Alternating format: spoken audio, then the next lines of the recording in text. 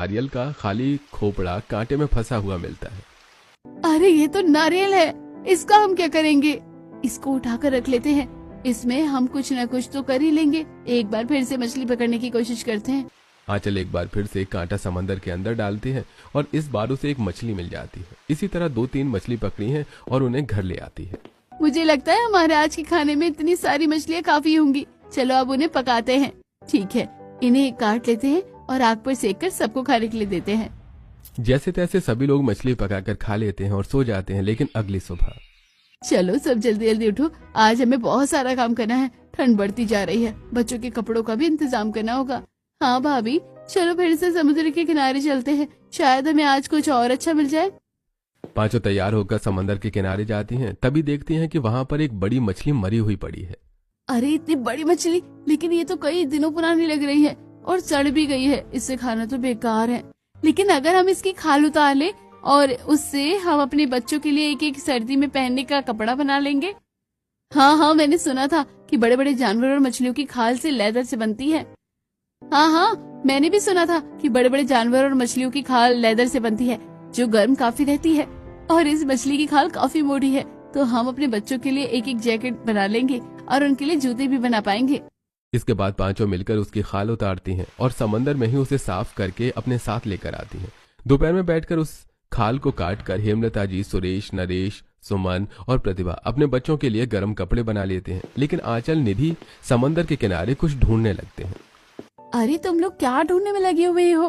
भाभी देखो, हमें टापू के किनारे पर कितनी सारी सीप, शंख और शैवाल मिले हैं। और इधर आओ, जरा देखो कितने सारे कमल के फूल हैं। और कमल के फूल के जो इतने बड़े बड़े पत्ते हैं ना, इसके नीचे मुझे कितने सारे मखाने मिले हैं। अरे हाँ, ये तो काफी सारे मखाने हैं। इन्हें तो हम खा भी सकते हैं और अगर इन्हें साफ करके बाजार में बेचा जाए तो काफी अच्छे पैसे कमा सकते हैं। हाँ सही कहा, क्यों ना हम नमक का और मखाने का व्यापार करें। समुद्र में से नमक इकट्ठा करके उसे बाजार में बेचेंगे और कमल के फूल के नीचे से मखाने निकालकर उनका व्यापार भी कर सकते हैं। हाँ, बहुत अच्छी तरकीब है। चलो अंदर जाकर सबको बताते हैं। भाभी, भैया और बात सुनिए जी, यहाँ पर आसपास बहुत बड़े बड़े कमल के फूल हैं और उन फूलों के नीचे हमें बहुत सारे मखाने मिले हैं। तो क्यों ना हम इन मखाने को लेकर बाजार में बेचें? लेकिन मखाने तो बाजार में बहुत महंगे मिलते हैं और बड़ी बड़ी दुकानों से लोग खरीदते हैं। कोई हमसे क्यों खरीदेगा? अरे भैया, अगर हम मंडी में जाकर बड़ी दुकानों से कम दाम में बेचेंगे तो लोग हमसे क्यों नहीं खरीदेंगे? बहुत अच्छा तरीका है। हम पैसे कमाने के लिए नमक और मखाने बाजार में बेचेंगे। मैं सोच रही हूँ क्यों ना हम मखाने की खेती कर ले, क्योंकि हमें कुछ न कुछ काम धंधा तो ढूंढना ही पड़ेगा। और अगर हम सारे मखाने ले जाकर बेच देंगे तो एक दिन मखाने खत्म हो जाएंगे। तो क्यों ना उनकी खेती करना शुरू करते हैं। इसके बाद सभी बहुएं समंदर से नमक लाकर उसे इकट्ठा करती हैं। दूसरी तरफ 2 बहुएं मखाने की खेती करती हैं और कुछ ही दिनों में टापू के आसपास ढेर सारे कमल के फूल और मखाने ही मखाने हो जाते हैं। हमने अपने व्यापार करने का इंतजाम तो कर लिया, लेकिन समुद्र का पानी खारा है। अभी सर्दियों का समय है तो पानी की प्यास नहीं लगती है, लेकिन पानी पीने के लिए पानी तो चाहिए ना। क्यों ना हम बांस में पानी इकट्ठा करें। उस दिन कचरा बीनते समय मुझे एक बहुत बड़ी बोतल मिली थी। अगर हम उस बोतल में रेत भर दे और उसमें समुद्र का पानी भर दे और नीचे उसमें बांस लगा दे तो पानी फिल्टर हो जाएगा और हमें पीने के लिए अच्छा पानी भी मिल जाएगा। हाँ, बहुत अच्छी तरकीब है। इससे हम पानी फिल्टर कर लेंगे। लेकिन अभी खाने का क्या करेंगे, क्योंकि हमेशा ही हम मछलियों पर जिंदा नहीं रह सकते और जब तक हम नमक और मखाने बाजार में बेचने नहीं जाएंगे तब तक पैसे भी नहीं मिलेंगे। और यहाँ पेड़ों पर बहुत ऊंचे फल लगे हैं।